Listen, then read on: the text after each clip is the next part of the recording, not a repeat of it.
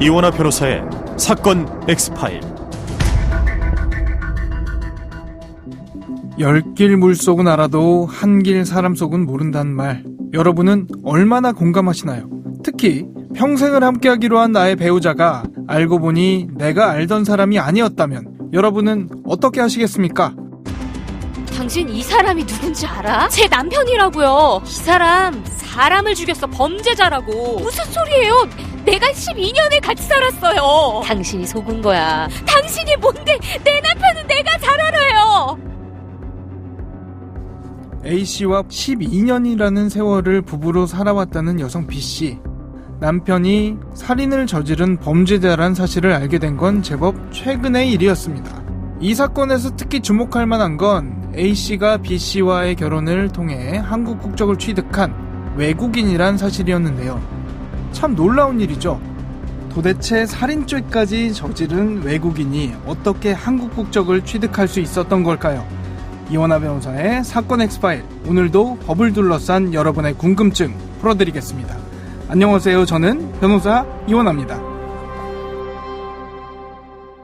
안녕하세요. 이원하 변호사의 사건 X파일, 저는 변호사 이원하입니다. 오늘도 로엘 법무법인 김현우 변호사와 함께합니다. 변호사님 어서 오세요. 안녕하세요. 김현우 변호사입니다. 오늘 다뤄볼 사건 파일 바로 열어볼까요?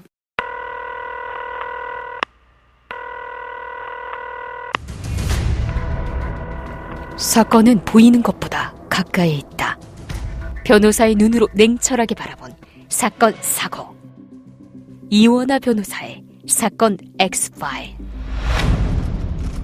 15번째 파일. 29년 만에 드러난 흉악범의 정체. 어떤 사건인가요? 네, 이 사건은 알바니아 감옥에 수감 중이던 한 남자가 97년 알바니아 폭동 사태 때 탈옥을 했던 사건이고요. 장애인 명의의 여권을 위조해서 미국, 캐나다 등지를 거쳐 2011년에는 한국에까지 들어올 수가 있었습니다. 심지어는 한국에서 한국인 여성과 결혼하여 혼인귀하로 한국 국적까지 얻고 살았던 사건입니다.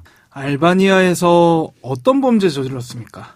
택시기사를 살해하고 택시를 훔쳐 도주하는 등의 강도살인, 그리고 강도살인, 미수범행을 3건이나 저지르고 무기징역을 받았던 상태였습니다. 무기징역이요? 네. 우리나라에서도 강도살인 범행을 연달아 저지르면 비슷한 형량이 나올 수가 있습니다. 이 범죄를 저지르고 도망다니고 한지 그때로부터 지금까지 시간이 걸렸는데 어떻게 잡히게 된 겁니까? 인터폴 수사공주로 잡혔다고 볼 수가 있습니다. 그 알바니아에서는 꾸준히 해당 남성을 추적 중이었던 것으로 보이고요. 아까 전에 말씀드렸듯이 미국, 캐나다 계속 추적을 했었고 결국 이제 우리나라 수사기관을 포함한 국제적인 정보 공유를 통해 가짜 신원이 드러나게 됐습니다. 이 사람이 현재 한국에 있나요? 현재는 한국 국적이 박탈된 상태이고 알바니아로 송환 절차를 밟아 출국 조치된 것으로 파악하고 있습니다. 이게 놀라웠던 게 부인 A씨는 이 사실을 전혀 몰랐던 거죠? 전혀 몰랐습니다. 이 B씨는 한국 국적 박탈당하고 알바니아로 송환되면서 현지에서 처벌받겠습니다만 그러면 이 12년 동안 속고 산 부인 A씨는 어떻게 되는 거냐? 이 부분 궁금해하시는 청취자분들도 계실 것 같거든요. 만약 부인 A씨가 억울하다, 피해봤다라고 한다면 법적으로 보상받거나 다퉈볼 부분이 있을까요? 가능합니까? 네, 우선 해당 남성 즉 전 남편 상대로 이혼소송 또는 사기로 인한 혼인 취소 소송 등을 검토해 볼 수가 있는데요. 현재 이미 출국 조치된 상태에서 이 소송이 유의미하기 위해서는 해당 남성 명의로 된 재산이 한국에 있다는 등의 사정이 뒷받침돼서 결국 전 남편한테 재산 분할이라든가 위자료를 충분히 받을 수 있어야 실익이 있다고 생각을 합니다. 결국에는 소송에는 이길 수 있지만 이기고 나서 상대방으로부터 집행할 수 있는 그런 재산이 한국에 좀 남아 있어야 된다, 이 말씀이시죠? 예, 맞습니다. 중국에서 살인을 저지른 남성이 한국에서 영주권을 취득하게 된 케이스도 있었잖아요? 네, 맞습니다. 21년에 있었던 일인데요. 중국 산둥성에서 흉기로 동네 주민 2명을 살해하고 자신보다 3살 어린 사람으로 위장하여 살면서 20년간 도피 생활을 하다가 한국으로 귀화한 중국인 여성과 결혼하여 아이까지 낳고 영주권 취득을 했던 사례입니다. 또 살인이네요. 어떻게 덜미를 잡힌 겁니까? 이 사건 역시 중국 현지 경찰의 끈질긴 추적으로 발각된 것인데요. 중국 공안이 인터폴을 통해 한국 경찰에 소재 확인 요청을 했고 경찰에서는 안면인식 정보 등을 토대로 동일한 인물이다라는 사실을 확인하게 됐습니다.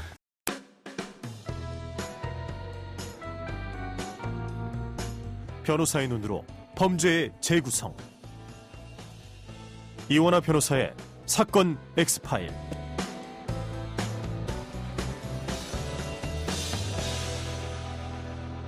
듣다 보니 궁금해진 게요. 외국인이 한국으로 귀화 신청을 하면 어떤 절차를 밟게 됩니까?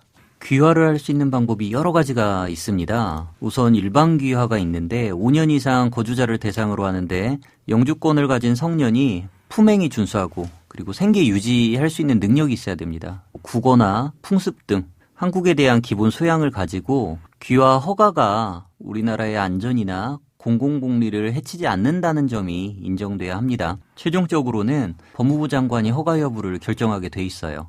그 밖에 간이귀화가 있습니다. 3년 거주 요건이고 대한민국에 부모 등이 연고가 있는 경우나 2년 이상 거주 요건으로 하는 경우가 있는데 대한민국 국민과 결혼하는 경우에 이용할 수 있는 귀화 방법입니다. 또는 대한민국에 특별한 공로가 있는 경우에 가능한 특별 귀화 방법이 있습니다. 이 질문을 왜 드렸냐면요.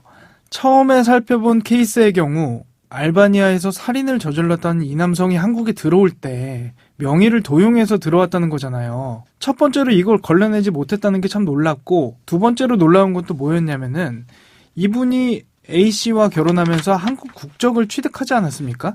그런데 한국 국적을 취득하는 과정에서 왜 이 문제가 드러나지 않았는가, 왜 걸러지지 못했는가, 이 부분, 이게 어떻게 가능했다고 보세요? 법적으로 허술한 부분이 있는 거 아닙니까? 아까 말씀드렸던 간이귀화 요건 중에 혼인귀화라는 방법이 있습니다. 근데 이 혼인귀화가 생각보다 절차가 간단합니다.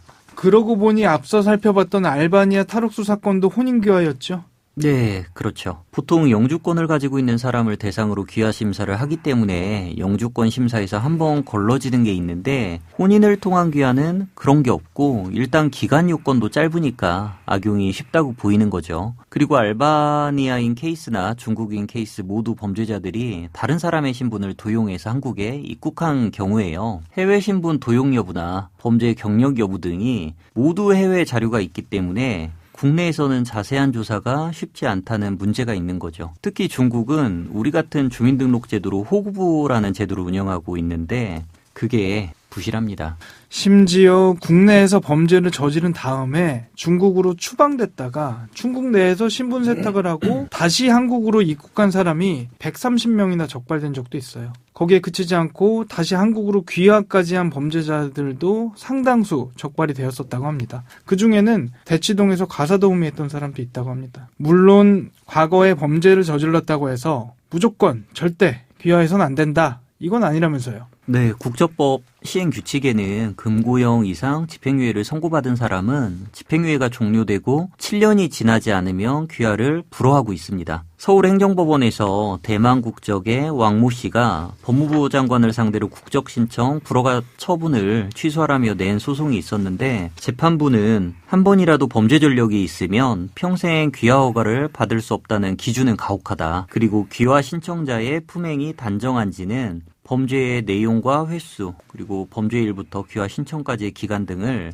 종합적으로 고려해야 한다고 하여 그 왕모 씨의 귀화 신청자의 손을 들어준 사례도 있습니다. 방금 말씀해주신 케이스랑 정반대되는 경우도 있었죠? 네, 맞습니다. 좀 전에 말씀드렸던 거는 인용이 된 케이스고 그 반대 케이스는 한국계 러시아 동포가 단기 방문 체류 자격으로 들어와서 재외 동포 자격으로 체류 기간을 늘려오다가 결국 귀화 신청을 했던 사례인데요. 법무부에서는 전과 등을 이유로 거절을 했었습니다. 이걸 이 사람이 행정법원에 가지고 갔어요. 근데 행정법원에서도 살펴보니까 이 사람의 전과가 매우 다양하고 화려해요. 사기, 성매매, 음주운전 이런 죄로 3차례 벌금형 처분받은 기록도 있었고요.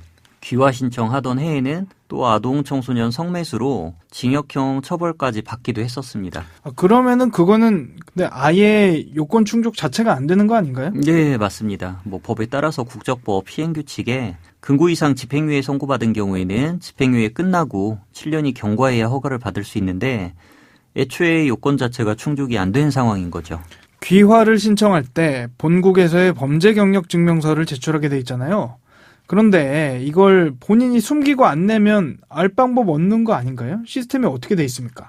그런데 범죄 경력 증명서라는 것이 범죄가 없으면 없다고 나오는 방식이라 물리적으로 숨길 수는 없다고 보이고요. 다만 이 역시 위조의 위험성은 있다고 보입니다. 현재는 영사관에서 확인을 거치는 방식으로 진실성을 담보하고 있습니다.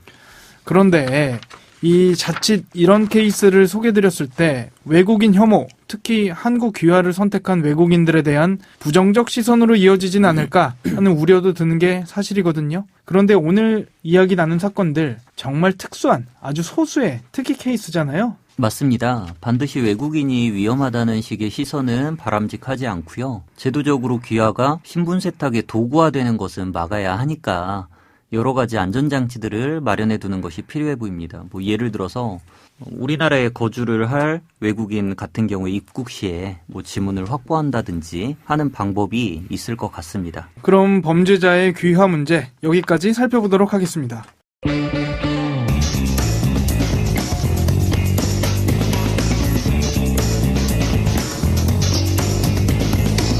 사건 엑스파일 오늘은 본국에서 범죄를 저지르고 신분 세탁 후 한국 국적을 취득하는 외국인 범죄자들에 대한 이야기 나눠봤는데요. 오늘 준비한 내용은 여기까지입니다. 끝곡으로 김동현의 사랑한 만큼만 들려드리겠습니다. 여러분은 모두 변호받아 마땅한 사람들입니다. 사건 X5 내일 뵙겠습니다. 여러분 고맙습니다.